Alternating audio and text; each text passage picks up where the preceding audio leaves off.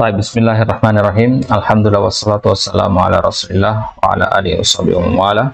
Ikhwani fiddin wa akhwati fillah rahimani wa rahimakumullah. Alhamdulillah taala. Hada huwa liqa'una al-liqa' as-salis wa thamanin fi syarh al-usul min ilmi al-usul li fadilati Syekh Muhammad ibn Shalih Al-Utsaimin rahimahullahu taala. Baik, الآن ندخل بابا جديدا وهو الترتيب بين الأدلة. Pada takallamna an masadir al-adillah wa al-adillah al-muttafaq 'alaiha wa thumma takallamna aidan 'anil ta'arud wal an wa min al-munasib an natakallam 'anil tartibi baina tilka al-adillah. Ya, at-tartibi baina al-adillah maknanya adalah posisi dari sumber-sumber dalil. Kalau kita temukan ada pertentangan antara dalil Al-Quran dan Sunnah, mana yang kita kedepankan? Kalau kita temukan ada pertentangan antara qiyas dengan ijma, mana kita kedepankan? Ya, jadi kita harus tahu urutannya seperti apa. Mana yang dalil yang superior, mana yang inferior. Baik. Qala huna at-tartibu bainal adillati. Idza tafaqatil adillatu sabiqatu al-kitabu was sunnah wal ijma wal qiyas ala hukmin. Ya. Kalau dalil-dalil yang telah lewat sudah kita bahas di pelajaran-pelajaran sebelumnya, yaitu dalil kitab, sunnah, ijma dan qiyas, sepakat atas suatu hukum. Maksudnya ya, mereka itu dalil-dalil itu ya tidak ada pertentangan, maksudnya. Ya, tidak ada pertentangan terhadap suatu hukum. Al-Qur'an mengatakan ini halal, sunnah mengatakan halal, ijma mengatakan halal, qiyas mengatakan halal, ya, maka dikatakan di situ wajib isbatuha, wajib kita menetapkan sebagaimana adanya. Baik. Nakhudz asy-syarh. Qaluhu at-tartibu bainal adillah, yakni idza waqa'a ta'arudun bainal adillah. Kalau ya terjadi namanya ta'arud di antara dalil-dalil, meskipun sebenarnya tidak ada pertentangan ya. Ya zahirnya seperti itu. Kalau zahirnya terjadi pertentangan di antara dalil-dalil tadi, falladzi nuqaddimuhu yu'khadhu min hadzal bab. Maka mana dalil yang akan kita depankan, mana dalil yang lebih diutamakan, itulah yang akan kita pelajari dari bab ini. Wa hadza kama aslafna, ya, dan ini sebagaimana yang sudah kita pelajari, malam yumkin al-jama'. Kalau tidak mungkin di jamak konteksnya. Kalau ta'arud itu kan salah satu caranya adalah dengan di jamak. Sekarang kita spesifik di sini. Kita membahas bagaimana kalau Al-Qur'an mengatakan halal, sunnah mengatakan haram, dan tidak mungkin di jamak di antara keduanya. Mana yang kita kedepankan? Maksudnya ya, ini namanya taqdim wa ta'khir. Baik. Fa in amkana al-jam'u wajib al-akhdhu bihi. Ya, kalau bisa dijamak ya dijamak lebih bagus ya. Berdasarkan kaidah i'malul kalam aula min ihmali. Li'annahu idza amkana al-jam'u wa jama'na bainan nususi amilna bi jami'in nusus. Karena kalau kita jamak itu berarti kita mengamalkan dua dalil itu. Ya, dua dalil yang zahirnya bertentangan itu kedua-duanya kita amalkan. Itu kalau kita menjamak, dan itu lebih tepat. Lakin law rajjahna faqad alghayna al-amala bil marjuh. Akan tapi kalau kita melakukan tarjih, maka kita telah membatalkan pengamalan dengan yang marjuh. Kan dua dalil kan, satunya rajih, satunya marjuh. Rajih dan marjuh ini hasil dari apa? Dari tarjih. Ya, kalau antum mentarjih berarti konsekuensinya adalah satu di antara dua dalil tadi antum tinggalkan. Ya, maka tarjih ini ya kita katakan harus didahului dengan usaha untuk menjamak dulu. Ya, al-jam'u aula. Nah, jadi akan tetap aula al-jama' itu. Ya. Baik. Walihada yajibu awalan 'inda ta'arudi an nuhawila al-jama' bainan nusus. Nah, itu dia. Maka yang pertama kali kita lakukan kalau ada ta'arud adalah pikirkan gimana mengkompromikan dalil tersebut. Kalau yang bertanya kepada antum, Ustaz, di hadis yang ini mengatakan begini, sedangkan di hadis yang ini mengatakan begini. Yang pertama kali antum pikirkan adalah gimana menjamaknya. Jangan berpikir gimana menguatkan salah satunya. Mentarjih namanya, bukan. Ya, jadi pikirkan bagaimana menjamaknya. Fa in lam yumkin fa innahu la budda min at-tarjih. Nah, kalau tidak bisa dijamak barulah kita beralih ke tarjih. Qaluhu idza tafaqatil adillatu sabiqatu al-kitabu was sunnatu wal ijma'u wal qiyasu ala hukmin wajib al-akhdhu bihi wala iskala fi. Ya, ini Tentu ini memang yang harusnya seperti ini ya. Kalau dalil-dalil tidak ada pertentangan, ya udah amalkan.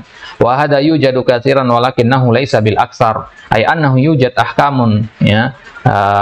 Tatabaqu 'alaiha al-kitab wa sunnah wal ijma'u wal qiyas ya. Dalil-dalil yang seperti ini, maksudnya Al-Qur'an mengatakan halal, sunnah mengatakan halal, ijma' dan qiyas juga mengatakan halal. Dalil yang seperti ini juga jumlahnya banyak.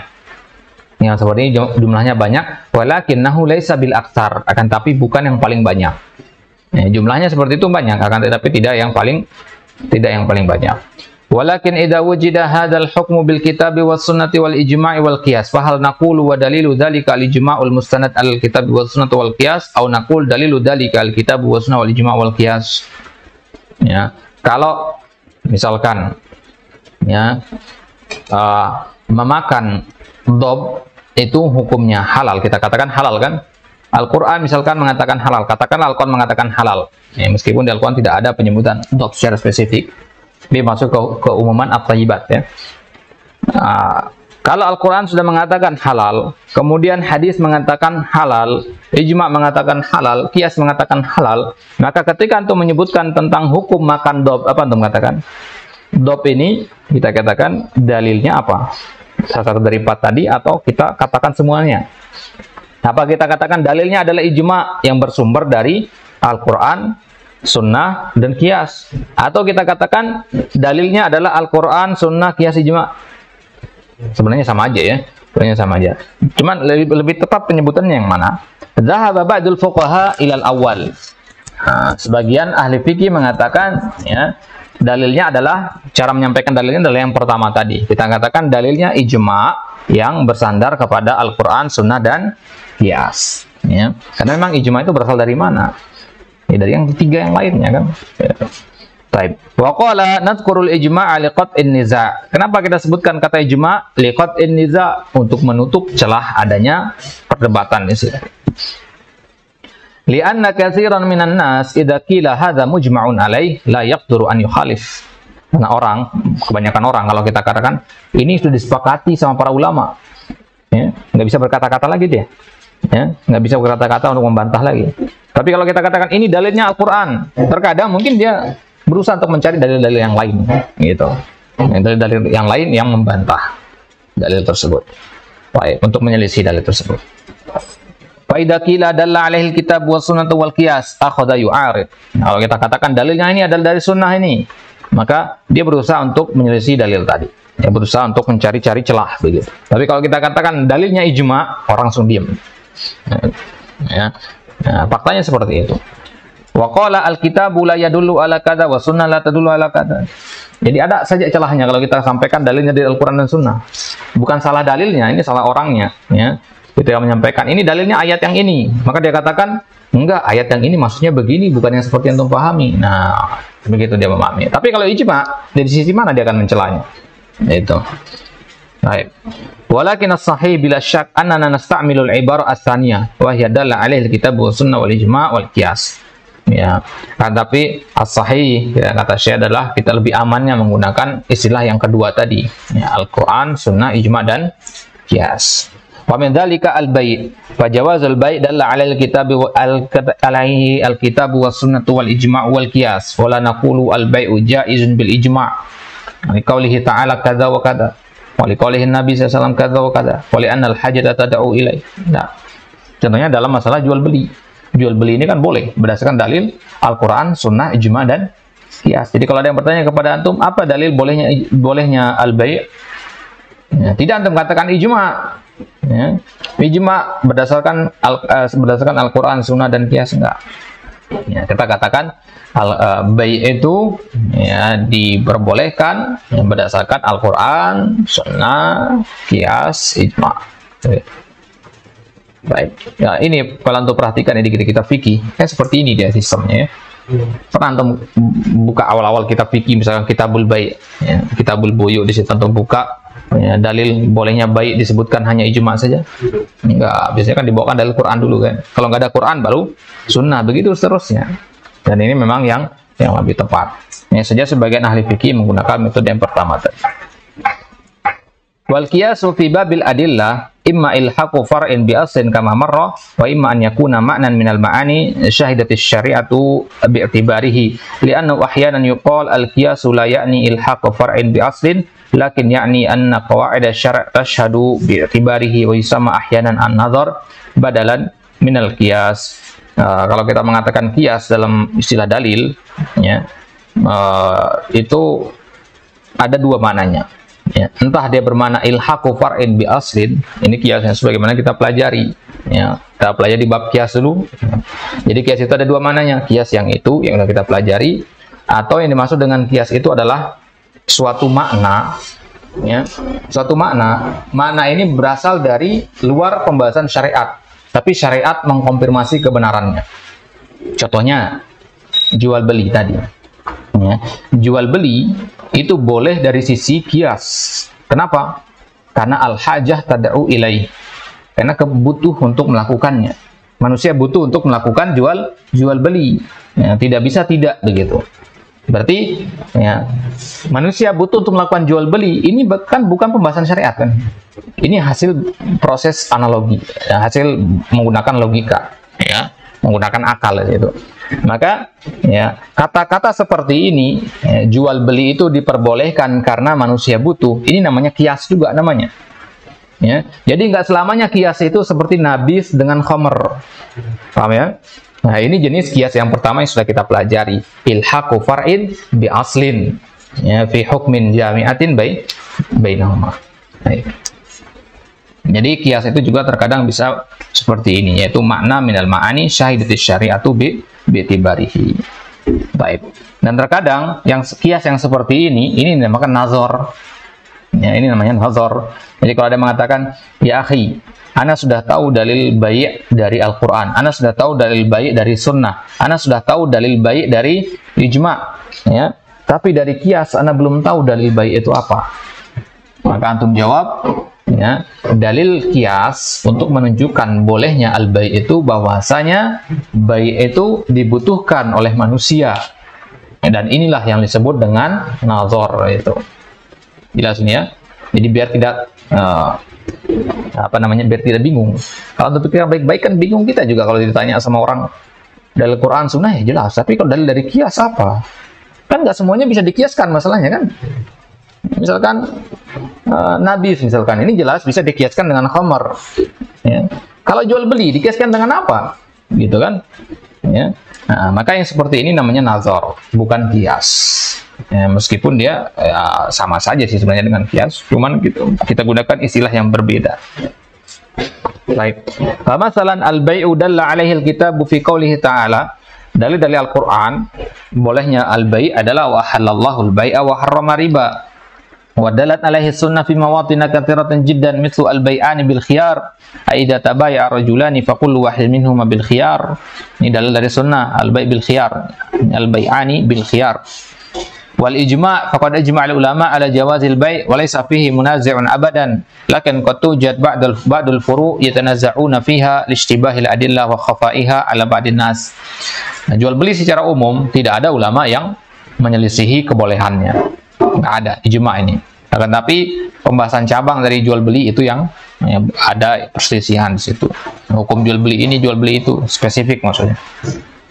Baik. Wal qiyas maknahu an-nadharus sahih. Qiyas yang kita masukkan di sini adalah an-nadhar as-sahih. Wa dzalika annal hajata da'iyatun ila jawazil bai'. Karena hajah, kebutuhan manusia mengharuskan kita untuk melakukan yang namanya jual beli. Fa ana masalan ahtaju ila syai'in ma'aka wa anta tahtaju ila syai'in ma'i, fala budda minal mubaya'ah. Gimana untuk mendapatkan harta atau mendapatkan sesuatu yang dibutuhkan dari orang lain kalau tidak dengan cara jual beli? Walau lal mubaya'ah la khastuhu minka bil quwwah wa khastahu minni bil quwwah. Ya, kalau tidak ada syarat jual beli, maka ya, antum akan mengambil harta yang ada pada ana dengan cara yang zalim, dan ana juga akan mengambil harta dari antum dengan cara yang zalim. Bayangkan kekacauan yang akan terjadi kalau seperti itu. Wa hina idin hasala syarr wal fitnatu wal fasad. Fa idza qala qail limadha tuqaddimuna al-kitaba ma'a anna sunnah nadhiruhu fid dalil? Fanaqul li anna al-kitaba in wujida munazi'un fa inna ma yunaza'u fi dilalah la fi subut. Lianna subuta qat'iyyun walakin as-sunnah idza wujida munazi' faqat yunazi' fi subut wa fi dilalah. Lidzalika kana al-kitabu aula bit taqdim. Baik. Kenapa di sini kita kedepankan Alkitab, Al-Quran dibandingkan dengan sunnah? Padahal kan sunnah ini menyelisihi, misalkan ada sunnah yang menyelisihi Al-Quran. Ya, jadi sudah nggak bisa dibandingkan. Ya, kalau ada ada hadis bertentangan dengan Al-Quran, ini jelas kita kedepankan Al-Quran. Kenapa? Alasannya bahwasanya, ya, kalau ada suatu dalil yang menyelisih dalil yang sedang kita bahas, Al-Quran ataupun sunnah. Ya, misalkan ada dua nih, ini Al-Quran, ini sunnah. Datang dalil membantah Al-Quran dan membantah sunnah ini. Ya. Dalil yang membantah Al-Quran ini, ya, dia hanya bisa membantah Al-Quran dari sisi dilalahnya. Karena apa? Karena Al-Quran itu pasti benar. Ya. Ya, pasti benar. Yang bisa salah itu adalah makna yang kita pahami dari Al-Quran. Paham maksudnya? Al-Qurannya sendiri pasti benar gitu. Sedangkan kalau hadis, ya, datang dalil yang membantahnya, itu bisa dibantah dari dua sisi. Dari sisi kesohihan hadis tersebut dan dari sisi maknanya. Kalau Al-Quran hanya bisa dibantah dari sisi makna doang. Nggak ada orang mengatakan ayat ini dhaif, nggak mungkin. Jelas ya? Nah, tapi kalau hadis mungkin. Nah, maka dari sisi ini Al-Quran itu lebih tahan banting karena hanya bisa diserang dari satu sisi saja, dari sisi dilalahnya. Wasahih annal ijma'a yuqaddamu 'alal qiyas, lakin la yuqaddamu 'alal kitabi was sunnah. Dan bagaimana kalau ijma' dan qiyas? Kalau ijma' itu dikedepankan dari qiyas. Ya, tapi tidak dikedepankan dari Alkitab was sunnah. Idan indama nasadillu li hukmin minal ahkam ittafaqat alaihi hadil usul arba'ah fa innana nabda'u bil ahami minha ahwal kitabu was sunnah wal ijma'u wal qiyas. Berarti kesimpulan kita adalah kalau ada 4 dalil ini mensepakati satu hukum, misalkan jual beli tadi, 4 dalil ini sepakat hukum jual beli ada boleh, maka yang kita kedepankan adalah yang paling penting, yang paling kuat dari 4 dalil tadi. Ya, kalau tanya kepada fikrah apa dalil bolehnya jual beli? Ya, kalau fikrah tahu dalil-dalil Al-Quran, jangan fikrah bawa dalil dari sunnah. Maksudnya bawa kedepankan dalil-dalil Al-Quran dulu. Begitu. Ya, coba kalau antum lihat di kitab Tauhid ya, pasti dalil Al-Quran dulu. Dalil Al-Quran dulu, baru kemudian kalau tidak ada dalil Al-Quran, baru langsung ke sunnah. Kalau tidak ada di sunnah, baru ijma' atau qaul sahabat. Baik. Qauluhu au infaroda ahaduha min ghairi mu'arid wajaba isbatuhu. Ya. Atau hanya ada satu dalil. Misalkan mengatakan hukum jual beli. Ya, hukum jual beli adalah diperbolehkan, tapi dalilnya cuma ada di sunnah misalkan ini ya, nggak ada dalil dari Al-Quran. Ya, maka kalau seperti ini tetap wajib kita isbatkan, tetap diamalkan. Paham ya? Kalau hanya sendirian, karena kan nggak ada pertentangan lagi berarti kan. Nah, jadi intinya 4 dalil ini kalau semuanya mengatakan halal, amalkan. Tidak ada jalan untuk kabur di situ. Ya. Bagaimana kalau hanya satu mengatakan halal, yang lain tidak ada dalilnya? Ya, berarti amalkan yang satu ini. Yang jadi masalah adalah bagaimana kalau ada 2, ya, yang ini mengatakan halal, ini mengatakan haram. Nah, ini namanya ta'arud tadi, gitu. Ya. Baik. Kemudian dikatakan di situ, awin faroda haduha min ghairi mu'aridin wajaba isbatuhu. Maka wajib diisbat. Wa in ta'aradat wa amkanal jama' wajabal jama'.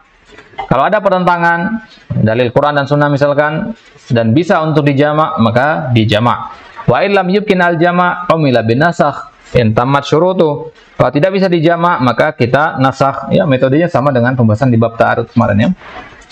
In tamat syurutuhu, kalau syaratnya sempurna. Wa illam yumkin an nasakh wajabat tarjih. Idan hunaka maratib fil waqi'. Ya, al-awwal ula idza tafaqat hadhil adillah al-arba'a ala hukmin min al-ahkam ukhidha bihi. Kalau semuanya sepakat mengatakan halal, ya udah amalkan. Kondisi yang kedua, idzan farada ahaduha bil hukmi duna mu'aridin ukhidha bihi. Begitu juga kalau hanya ada satu dalil yang mengatakan halal, dalil yang lain diam, nah, maka amalkan yang mengatakan halal. Kemudian kondisi yang ketiga, in ta'aradat wa amkanal jama' ukhidha bihi. Kalau ada pertentangan antara 4 dalil tadi, entah 2 bertentangan atau 3 bertentangan, Ya, dari 4 ini ya, keempat-empatnya bertentangan, atau hanya 2 saja yang bertentangan, atau hanya 3 saja yang bertentangan, intinya ada pertentangan, maka jika mungkin untuk dijamak keempat-empatnya, atau kedua-duanya, atau ketiga-tiganya. Kalau tidak bisa dijamak, maka barulah kita beralih ke metode selanjutnya, yaitu dengan an-nasakh. Kalau tidak bisa dinasakh, barulah kita terakhir metodenya dengan tarjih. Wa hadha huwal madhkur fi hadzal bab wa huwa tartibu bainal adillah. Baik. Nah, kita mulai sekarang tertibnya bagaimana? Wa yurajjahu minal kitabi was sunnah an-nassu 'ala dhahir. Ya. Baik. Sekarang bagaimana kita membahasnya lebih spesifik sekarang. Kita merojihkan Alkitab was sunnah. Kita bahas ayat sama hadis sekarang. Tinggalkan dulu ijma' dan qiyas. Kita fokus Alkitab dan sunnah. Kalau ada di dalam ayat Al-Qur'an, ya, atau di dalam hadis suatu nas yang bersifat nas dan bersifat zahir, masih ingat ya nas dan zahir ya? Ya, kita lihat di sini, wal farqu bainan nas wa dhahir huwa anna an-nass la yahtamilu ghairal mansusi alaihi. Kalau nas itu nggak ada kemungkinan kedua ketiganya. Ya, nas mengatakan halal, udah halal, nggak ada kemungkinan dia menjadi haram dan sebagainya. Ya, tapi kalau zahir itu ya makna yang jelas itu yang kita amalkan, tapi ada makna yang lain, fi ba'dil ahyan itu yang kita amalkan. Baik. Wadh-dhahir ma yahtamilu ghairahu walakin ma'ar rajhan. Farajhan lidh-dhahir. Fa illam yumkin at-tarjih shara mujmalan. Jadi nas sama zahir ini kalau antum masih ingat sudah kita bahas dulu pembahasan ini di awal-awal. Jadi nas dan zahir yang lebih kuat itu yang mana? Nas apa zahir? Nas. Ya, nas yang lebih kuat daripada zahir. Ya. Jadi zahir itu nas itu ya. Kita mulai dari nas dulu. Nas itu dia hukumnya 1 tambah 1 2, nggak ada kemungkinan lain, itu nas. Tapi kalau zahir kita katakan 3 tambah 2 sama dengan 5, ya. Ini bisa mengatakan 2 tambah 3 juga sama dengan 5. Nah, itu zahir, ya. Jadi zahirnya 3 tambah 2 itu sama dengan 5, tapi 1 tambah 4 juga sama dengan 5. Tapi yang zahirnya bagi kita adalah 3 tambah 2, karena itu yang ada di hadapan kita misalkan. Itu namanya zahir. Berarti zahir ini ada kemungkinan. Zahir itu kita katakan 90% yang tampak. Ada mana yang 10% yang tidak tampak. Baik. Wa idza dalla al-Qur'an aw as-sunnah ala hukmin min al-ahkami nassan sarihan wa jaa'a dalilun akhar min al-kitabi wa sunnah yadullu ala hadha syai' zahiran la nassan fanuqaddimu an-nassa. Jadi kalau ada dalil-dalil Al-Qur'an atau sunnah, ya, dalil ini bersifat nas. Kemudian ada satu dalil lagi bertentangan dengan dalil yang nas ini dan ini berbentuk zahir, maka mana yang kita pegang? Nas apa zahir? Yang nas. Ya, ini intinya berarti taqdimun nas ala zahir, itu intinya. Wa yuf'alu dzalika aidan fil istidlal walau lam yakun hunaka mu'aradah. Misalu dzalika zakatul hulli warada fiha haditsun khas wa warada fiha haditsun 'am.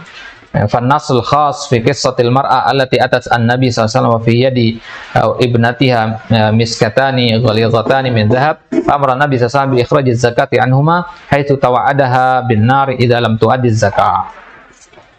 Wa nasul 'am qauluhu sallallahu alaihi wasallam ma min sahibi dhahabin wala fiddah la yu'addi minha haqqaha illa idza kana yaumul qiyamah sufihat lahu safaihu min nar fa uhmi alaihi fi nari jahannam fayuqwa biha janbahu wa jabinahu wa dhahrahu. Nah, jadi intinya ada 2 nas di sini, nas yang khas dan nas yang am.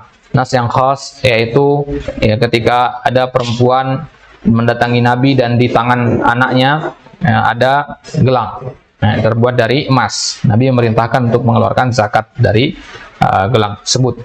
Kemudian dari hadis yang bersifat am, sama-sama nas di sini ya. Tapi bedanya adalah nas yang ini am. Nah, nas yang am ini adalah barang siapa yang memiliki emas atau perak dan tidak mengeluarkan zakatnya, maka pada hari kiamat nanti akan mendapatkan ancaman begini. Paham maksudnya ya? Nah, jadi dalil yang ini lebih umum. Pemilik emas katanya, entah memiliki emas dalam bentuk perhiasan atau batangan misalnya. Kalau di dalil pertama tadi kan spesifik hanya untuk emas perhiasan saja.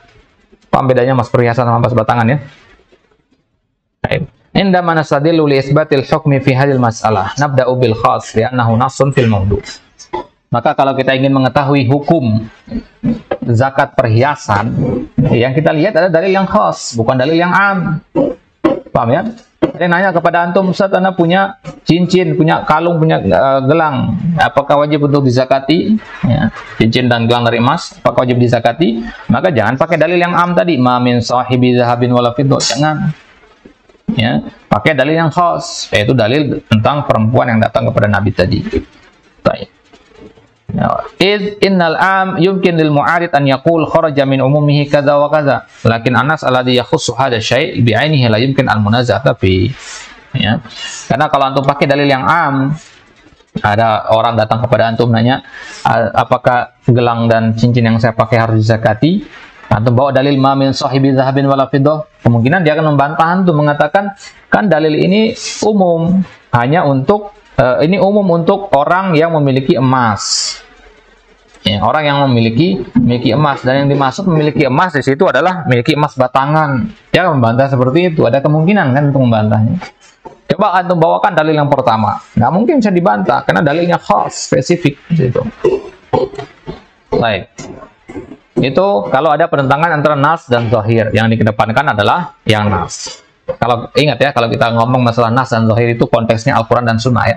Kalau qiyas, cuma kan kita tidak dihukumi nas atau zahir. Bagaimana sekarang kalau ada pertentangan antara zahir dan muawwal? Ya, qauluhu wadh-dhahiru 'alal muawwal. Adz-dhahir itu apa? Alladzi yadullu 'ala syai' dilalatan zahirah. Ya, zahir ya zahir jelas mananya. Wal muawwal yadullu 'alaiha bi ta'wil. Kalau muawwal itu harus ditakwil dulu. Wa nuqaddimu zahir.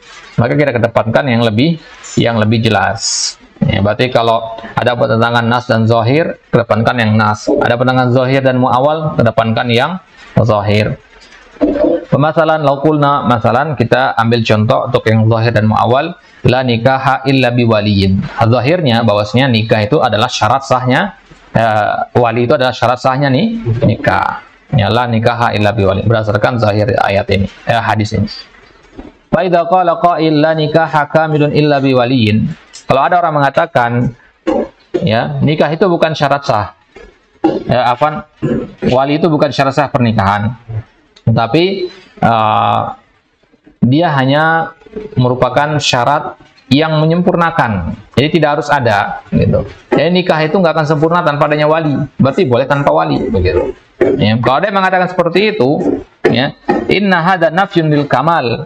Ya, di hadis Nabi yang pertama, la nikaha illa biwaliyin. La nikaha itu maksudnya la nikaha kamilan. Ya, nafyu al kamal di situ, bukan nafyu as-sihah. Fahimtum al-farq nafyu as-sihah wa nafyu al-kamal? Baik. Kama fil hadis la yu'minu ahadukum. Ya. Fa hadza khilafuz zahir. Ya, maka pendapat seperti ini yang mengatakan la nikah kamil illa biwaliyin, ini yang namanya muawwal. Ya, menyelisih zahir hadis tadi. Ya, fa nuqaddim az-zahir 'alal muawwal wa hadza fi kaifiyatil istidlal. Jelas ya? Berarti kesimpulan kita, nikah itu harus pakai wali karena itu zahir yang kita pahami dari dalil yang pertama. Ya, itu yang kita pahami dari dalil yang pertama. Kalau antum ingin mentakwil, harus punya dalil yang kuat, harus punya bawakan dalil pendukung. Palingnya sekedar pakai istidlal saja nggak bisa mengalahkan dalil yang sudah ada. Jelas maksudnya ya. Dan di sini dia hanya menggunakan istidlal. La kamil illa biwali. Dalilnya apa? La nikah kamil illa biwali. Ya, murni dari akal dari saja. Nah, maka yang seperti ini tidak sampai membatalkan dalil yang pertama. Walau ja'ana nassani ahaduhuma yadullu 'alal mas'alati zahiran wasani yadullu 'ala khilafiha ta'wilan akhadna bizahir. Ya, jadi zahiriyah kita di sini ya. Baik. Kemudian wal mantuqu 'alal mafhum. Kalau ada pertentangan antara mantuk dan mafhum, yang kita kedepankan adalah yang mantuk. Apa itu mantuk? Madalla 'alaihi al-lafdhu fi mahallin nutq wal mafhum madalla 'alaihi al-lafdhu la fi mahallin nutq. Fa idza ta'arada nassani ahaduhuma dalun 'alal hukmi bimantuqihi wa tsani dalun 'alal hukmi bimafhumihi ghallabna al-mantuqa wa dzalika li anna al-mafhuma yasduqu bi suratin wahidah wa hiya ma yattafiqu bihi al-mantuq wal mafhum. Mithalu dzalika qauluhu sallallahu alaihi wasallam innal ma'a tahurun la yunajjisuhu syai'un wa qauluhu idza balagal ma'u qullataini lam yanjus. idza wujida ma'un katsirun asabathu najasatun wa lam taghayyarhu fa huwa tahurun ala kila al-lafzain li'annaka in akhadta bi umumil awal famantuquhu al-ma'u tahurun la yunajjisuhu syai' fa hadha tahurun asabathu najasa wa lam taghayyarhu fa yakunu tahuran wa in akhadta bisani idza balagal ma'u kullatain fa hadza qad balagha kullatain wa lam yataghayyar fa yakunu tahuran. Contoh untuk pembahasan mantuk dan mafhum ini. Jadi mantuk itu lebih kuat daripada mafhum ya. Ya, kalau mantuk itu ya jelas maknanya, langsung bisa kita hukumi. Ya, contohnya di sini dalil yang pertama mengatakan ya, air itu suci dan mensucikan, tidak ada sesuatu yang bisa menajiskannya. Dalil yang kedua mengatakan kalau air itu 2 kullah atau lebih, ya, maka dia tidak akan suci, ya. Dia tidak akan menjadi najis. Meskipun dijatuhi najis, dia tetap suci. Baik. Maka kalau kita dapati ada air banyak, kemudian dijatuhi najis, kotoran cicak misalkan, ya. Air yang banyak ini, ya tentu lebih dari 2 kullah maksudnya, ya. Dijatuhi najis, dan tentu dia tidak berubah karena airnya banyak, ya. Maka airnya berarti suci berdasarkan kedua dalil tadi. Berdasarkan kedua dalil. Ya, ini mafhumnya. Li'annaka in akhadta bi umumil awal, kalau antum mengambil keumuman hadis yang pertama, ya. Hadis yang pertama mengatakan air itu suci, tidak ada yang bisa menjadikan dia najis. Ya. Maka kalau ada air dijatuhi oleh najis dan tidak berubah, maka dia tetap suci. Itu kalau antum mengamalkan hadis yang pertama. Kalau untuk mengamalkan hadis yang kedua, ya, idza balagal ma' kullatain, maka ya kalau air itu sudah sampai ke takaran 2 kullah dan tidak berubah, maka dia tetap suci. Itu kalau airnya banyak, itu kasusnya banyak kayaknya. Bagaimana kalau airnya sedikit dan kejatuhan najis? Lakin idza kana dunal kullataini fa asabathu najasatun wa lam yataghayyar fa nuqaddimul mantuq 'alal mafhum. Dan tadi itu namanya wajhul ittifaq ya. Wajhul ittifaq bainad dalilain, bahwasanya kalau airnya banyak tidak akan menjadi najis. Ini sudah paham kita ya. Nah, sekarang bagaimana kalau airnya sedikit dan dijatuhi najis? Ya, dan tidak berubah. Ya, airnya sedikit, ya, katakanlah gelas aqua ini ya, dijatuhi kotoran di situ, misalnya kotoran cicak. Ya, dan tidak berubah. Maka yang mana dari dua dalil tadi kita ambil? Ya, apa kita amalkan hadis yang pertama atau hadis yang kedua? Hadis yang pertama mengatakan, ya, al-ma'u tahurun la yunajjisuhu syai'. Air itu suci, tidak akan menjadi najis. Berarti kalau berdasarkan hadis ini, maka air yang ada dalam aqua ini hukumnya suci. Apa maksudnya? Kalau kita amalkan hadis yang kedua mengatakan air itu minimalnya 2 kullah. Berarti ini airnya menjadi tidak suci. Apa maksudnya di sini? Nah, maka ya, mantuk dari hadis itu adalah mantuk itu yang kita pahami dari hadis al-ma'u tahurun la yunajjisuhu syai', dan mafhumnya ya, idza balagal ma'a kullatain lam yanjus, fa mafhumuhu idza lam yablugh kana najisan. Nah, berarti mafhumnya bahwasanya ya kalau dia tidak sampai 2 kullah berarti dia menjadi najis. Ya, jadi ini lebih dekat ke taksis sebenarnya ya. Sudah pernah kita singgung dulu, mantuk sama mafhum itu lebih dekat ke taksis. Baik, wa naqulu innal mantuqa yashmulu hadhihi surah allati waqa'at fi mafhumil mukhalafa fi qawlihi idza balagal ma'u kullataini lam yanjus li'anna al-mafhuma yasduqu bi suratin wahida wa hiya idza kana dunal kullatain fa huwa najis. Wa hadhihi surah tatabaqa al-mantuqa li'anna qawlahu tutabiqu al-mantuqa li'anna qawlahu al-ma'u tahurun la yunajjisuhu syai' idza taghayyara bin najasa fa huwa najis imma bil ijma' wa imma bi hadithi Abi Umamah in sahha. Baik, hadis Abi Umamah yang tadi di atas. Baik. Wal musbit ala nafi. Jadi intinya yang dikedepankan kalau ada penentangan antara al-mantuq dan mafhum, yang dikedepankan adalah mantuqnya. Baik. Jadi intinya cara menganalogikan mantuk sama mafhum itu, misalkan ada 2 orang yang bertanya satu permasalahan, ya, yang satu ini ana jawab pertanyaannya ya to the point. Dia menanyakan, Ustaz, apa hukum ini halal atau haram? Ana katakan halal, kelas kita lama. Ini namanya mantuk, ya. Nah, kemudian ada orang yang kedua datang bertanya pertanyaan yang sama. Ini halal atau haram? Anak tidak langsung jawab, anak aja dia berpikir dulu. Ya, kalau dia begini, maka nantinya akan begini, sehingga kesimpulannya begini. Jadi anak biarkan dia yang berpikir sendiri hukumnya, kesimpulannya halal atau haram. Ya, itulah namanya mafhum. Jadi yang lebih zahir jelas maknanya itu adalah yang mantuk. Baik, jadi kalau ada pertentangan antara mafhum dan mantuk, kedepankan yang mantuk. Kemudian wal musbit 'alan nafi. Ya, mana yang kita kedepankan kalau ada pertentangan antara yang menetapkan dan yang menafikan. Yang ini mengatakan lakukan, yang ini mengatakan jangan lakukan. Yang ini mengatakan ada, yang ini mengatakan tidak ada. Apa yang kita kedepankan? Yang ada atau yang tidak ada? Maka kita kedepankan yang mengatakan ada. Li'annal musbita ma'ahu ziyadatu ilmin. Karena penetapan itu ada ziyadatu ilmin. Pernah kita singgung ziyadatu ilmin ini ya. Wan nafi qad yunfi syai'a li adami ilmihi. Orang yang meniadakan sesuatu bisa jadi dia meniadakan itu karena memang tidak tahu. Dan sesuatu yang dia tidak ketahui belum tentu tidak ada kan? Gitu. Ya. Misalkan ada ahli bertanya kepada anak, di mana fikrah? Ya. Anak tidak tahu fikrah ada di mana. Padahal sebenarnya dia ada. Ya, cuman anak tidak lihat begitu. Ya, maka anak mengatakan tidak ada.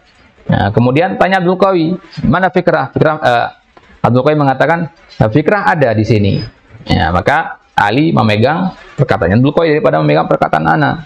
Ya, kenapa? Karena anak menafikan itu yang bisa jadi karena memang tidak lihat.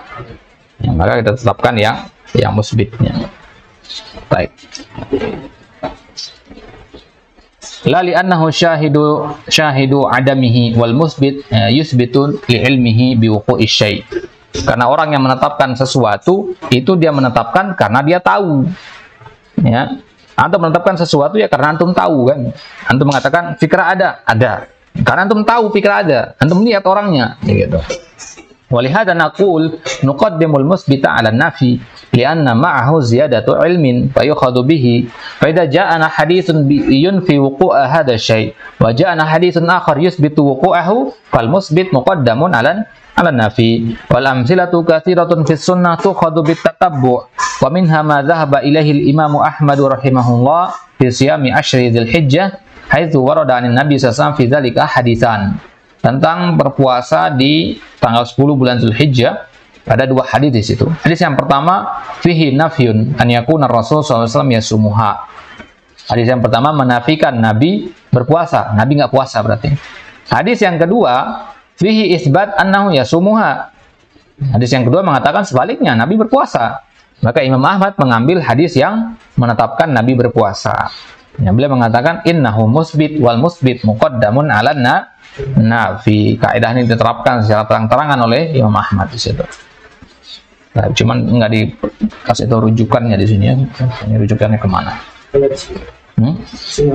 Ada? Kemana rujukannya? Al-Hidayah.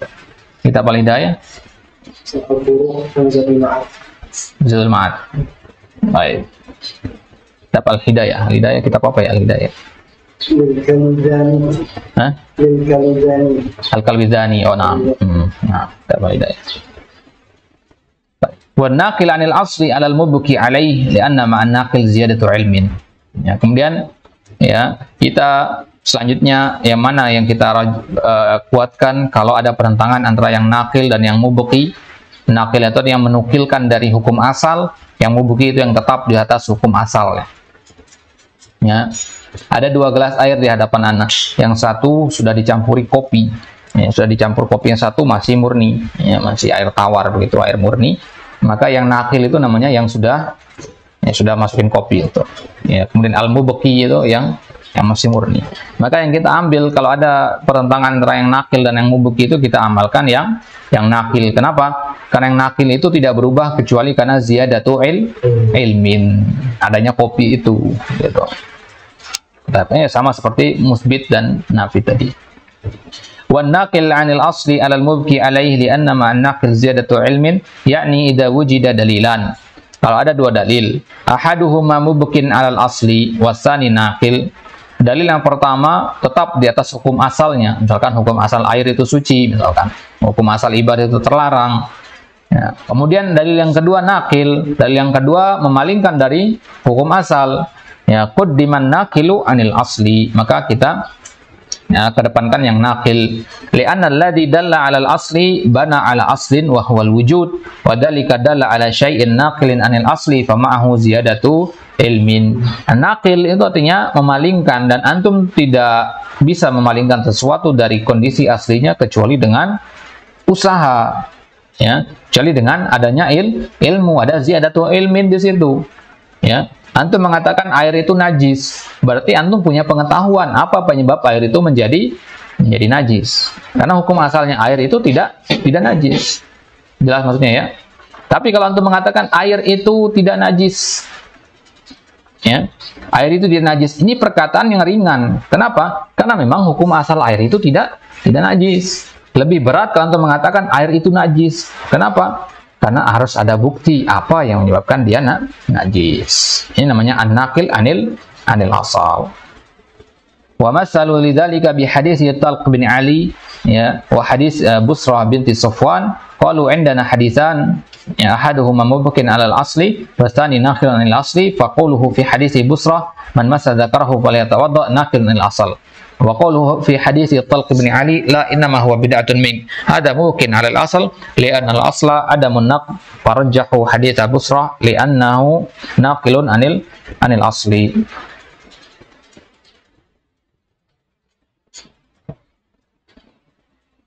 Baik. Jadi ada dua hadis, ya, hadis yang naqilun anil asli sama hadis yang mubkin 'alal asal. Hadis yang pertama hadis Busrah, ya, harus berwudu kalau menyentuh kemaluan. Ya, harus berwudu. Hukum asalnya adalah dia suci. Ya, hukum asalnya adalah manusia itu suci. Ya, dia hanya butuh berwudu kalau terjadi najis di situ atau hadas. Nah, berarti ini memalingkan dari hukum asal, kan? Hadis yang pertama. Sedangkan hadis yang kedua tidak memalingkan dari hukum asal. Maka yang kita pegang adalah hadisnya Busrah ini berarti. Ya, karena hadisnya Busrah inilah yang nakil anil asal. Berarti kesimpulan kita, barang siapa menyentuh kemaluannya hendaknya dia berwudu. Sudah pernah kita bahas, ya, dari sisi mana kenapa kita kedepankan hadis ini. Walakin indi anna hadainil hadisain la yujri fihima babut tarjih limkanil jama' wal jam'u bainahuma sahal wal jam'u bainahuma lahu wajhan. Kata Syekh di sini walakin indi, kata beliau, ya, yang ini dua hadis ini sebenarnya nggak bisa ditarjih karena bisa dijamak. Ya, bisa dijamak. Wal jam'u bainahuma sahal, dan jamaknya mudah sebenarnya. Ini dari dua sisi, kata beliau. Ya. Kalau di pertemuan sebelumnya itu pernah kita singgung juga hadis ini, kan? Itu dari 4 sisi. Ya, dari sisi kasratul turuq, kemudian kasratul musahih dan sebagainya. Kalau di sini dari sisi yang lain. Al-wajhul awal an nahmila hadits Talq bin Ali ala nafil wujub wa hadits Busrah ala isbatil istihbab. Nah, jadi kita jamaknya seperti ini. Cara jamaknya, hadis Busrah itu perintah untuk berwudu di hadis pertama itu untuk sunnah hukumnya. Sedangkan, ya, hadisnya Talq, hadis yang kedua itu untuk menafikan kewajiban. Berarti sama-sama sunnah, kan? Ya, jadi tidak ada pertentangan. Biar naqul idza massa dzakarahu fa innal wudu'a la yajibu alaihi walakin yastahib. Berarti kesimpulannya, kalau ada seorang menyentuh kemaluannya maka tidak wajib wudu tapi sunnah. Wa idza amkana al-jama' fala hajata lit-taqdim. Kalau bisa dijamak, ya, tidak perlu salah satu dia kedepankan. Li'annana law rajjahna hadits Busrah ala hadits Talq lazima ilqa hadits Talq. Karena kalau kita merajihkan hadis Busrah sebagaimana pendapat sebagian fuqaha, maka konsekuensinya kita membatalkan atau membuat apa istilahnya, menganggurkan, ya. Ilqa itu artinya membuat yang nganggur hadis yang kedua. Kemudian sisi yang kedua, al-wajhu tsani an yuhmal hadits Talq bin Ali ala ma idza massahu li ghairi syahwah. Ya, hadis yang kedua itu kalau dia tidak pakai syahwah, nyentuhnya. Kalau pakai syahwah, ya, baru dia berwudu masuk ke hadis yang pertama. Berarti hadis Busrah sama hadis Talq, wajhul jamaknya adalah dari syahwat. Nah, kalau pakai syahwat masuk ke hadis Busrah. Kalau tidak pakai syahwat masuk ke hadis Talq. Ini sisi yang kedua. Wa hadza aidan wajhun hasan yu'ayyiduhu anna Rasulullah sallallahu alaihi wasallam allalahu bi illatin la yumkin intiqaduha wa hiya qaluhu innama huwa bid'atun minka. Nah, dan Nabi pakai ilah di situ, ilahnya sendiri adalah innama huwa bid'atun minka. Kenapa tidak perlu berwudu? Ilahnya kata Nabi, karena kemaluan itu sama seperti anggota badan yang lain. Dan ilah yang seperti ini kita katakan adalah ilah yang tidak mungkin bisa dibatalkan. Tidak mungkin terpisah maksudnya. Kalau Nabi ilahnya kan muskir, bisa ini dibatalkan. Ya, ada Nabi yang tidak muskir. Nah, tapi kalau ilah yang seperti ini kan nggak mungkin terpisah, begitu. Wa hadza at-ta'lilul baqi ila yaumil qiyamah yaqtadi an yabqa al-hukmul mu'allalu bihi ila yaumil qiyamah, lakinnahu yushiru ila annaka idza masasta dzakaraka kamasil bid'ati min jismika fala wudu'a 'alaik.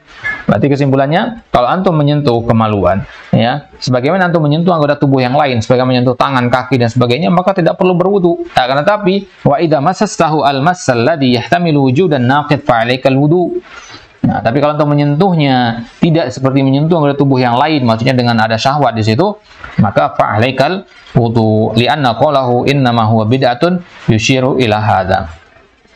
Yani idza masastahu li ghairi syahwatin sara kama law masasta yadaka aw rijlaka fala talzamu bi syai'in, lakin idza masastahu li syahwatin sara massuka iyyahu yukhalifu massa baqiyatil a'dha wa huwa aidan mujibun li hudusil hadas bi an yumzi al insan min ghairi an yash'ur.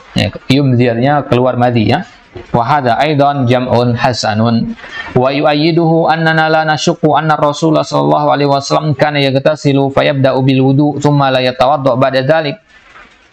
Ya, wal ghalib anna alladhi yaghtasilu kama yaghtasilu Rasul sallallahu alaihi wasallam min ma'in qalilin yaghtasilu bis-sa'i alaihi salatu wasallam annahu yahtaj ila masi a'dha'ihi kulliha li'anna al-ma' al-qalil la budda an tamudda yadaka 'ala al-jismi wa illa lam yashmul al-jisma kullah maka sati syarihi alaihi salatu wassalam wa qanihi ya'khudhu bi yadayhi hatta yurwiya ra'sahu, yani laula sihhatal hadits laqala al-insan kaifa yakfi sa'un wahidun li badani Rasul sallallahu alaihi wasallam kulluhu ma annahu yufidu ala ra'sihi salasa marrat, ya, ba'da ma yurwi basharatahu. Ala kulli hal nahnu nu'minu wa nusaddiqu bi hadha wa naqul innal ladzi yaj'aluna nastaghribu hadha syai' ma fatahallahu bihi alaina min hadzal ma' al-ghazir. Baik. Jadi berkaitan dengan mengusap menyentuh kemaluan tadi, itu sudah kita ketahui hukumnya. Ya, kemudian dalil pendukungnya apa? Ya, bahwasanya Nabi SAW kalau mau mandi janabah itu, ya, beliau mengawali dengan wudu. Ya. Setelah mandi berwudu lagi apa tidak? Tidak. Ya. Dan biasanya orang yang yagtasil kama yagtasil Rasul, orang yang mandi sebagaimana mandinya Rasul, yaitu dengan air yang sedikit. Nabi itu mandi dengan 1 sa', itu jumlah yang sedikit sekali. Maka orang yang mandi dengan air yang sedikit berarti dia butuh untuk mengusap seluruh anggota tubuhnya, kan? Agar air itu sampai. Beda dengan antum mandi seember besar, antum ambil dengan gayung begitu. Ini airnya sedikit, berarti antum masukkan tangan, basahi, usap begitu. Ya, agar airnya cukup begitu. Ya. Baik. Nah, sedangkan rambut Nabi, ya, disebutkan dalam Syamil al-Muhammad itu rambut Nabi itu tebal, ya. Maka bagaimana rambut sampai air itu ke bagian dalam rambut itu, ya, jenggot dan sebagainya. Ya tentu Nabi menyela-nyela berarti kan, ya, menyela-nyela dan seterusnya. Baik. Nah, maka mungkin kita merasa asing, gimana bisa air 1 sa' itu mencukupi Nabi, 1 ember kecil bisa mencukupi Nabi untuk mandi wajib, bahkan bisa untuk berwudu setelahnya, bisa untuk berwudu sebelumnya. Itu karena cara mandinya seperti tadi, ya, dengan ya, karena rukun mandi wajib itu kan isolul ma', sampainya air. Ya, sampainya air itu bisa dengan mengusap atau dengan menuang. Ya. Baik. Berarti ketika mandi Nabi menyentuh kemaluan apa tidak? Menyentuh. Tapi setelahnya Nabi wudu tidak. Ya, kenapa? Karena Nabi menyentuhnya, ya, sebagaimana dia menyentuh anggota tubuh yang lainnya. Jelas maksudnya, ya? Nah, ini dalil ini pendukung berarti untuk bahwasanya menyentuh kemaluan tanpa syahwat itu tidak perlu berwudu, karena Nabi sendiri tidak berwudu lagi setelah mandi wajib. Baik. Ala kulli hal aqulu inna adh-dhahira anna Rasul sallallahu alaihi wasallam fi hadhihi al-halah yamassu jami'a a'dha'ihi hatta yashmulaha al-ma' wa lam yarid anhu sallallahu alaihi wasallam annahu kana yatawadda' ba'da al-iktisal wa hadha yu'ayyidu al-wajh ats-tsani fil jam'i baina hadits Talq bin Ali wa hadits Busra wallahu a'lam. Baik, naktafi bihadza insyaallah taala. Kita lanjutkan nanti di kesempatan selanjutnya. Jadi kesimpulan kita di sini, kalau ada dalil dari Al-Qur'an atau sunnah ya, bertentangan antara nas dan zahir, maka kita kedepankan yang nas. Kalau ada bertentangan antara zahir dan muawwal, kita kedepankan yang zahir. Ada pertentangan antara mantuk dan mafhum, kita kedepankan yang mantuk. Kalau ada musbit dan nafi, kita kedepankan yang musbit. Kemudian yang ada pertentangan antara apa tadi, an-naqil anil asal dan al-mubqi alaih, yang kita kedepankan adalah an-naqil. Baik, itu dia. Insyaallah nanti kan kita lanjutkan di kesempatan selanjutnya, masih dalil yang berkaitan dengan Alkitab wa Sunnah. Baik, wallahu taala alam. Wassallallahu ala nabiyina Muhammad wa ala alihi wasallam wa akhiru da'wana alhamdulillahirabbil alamin.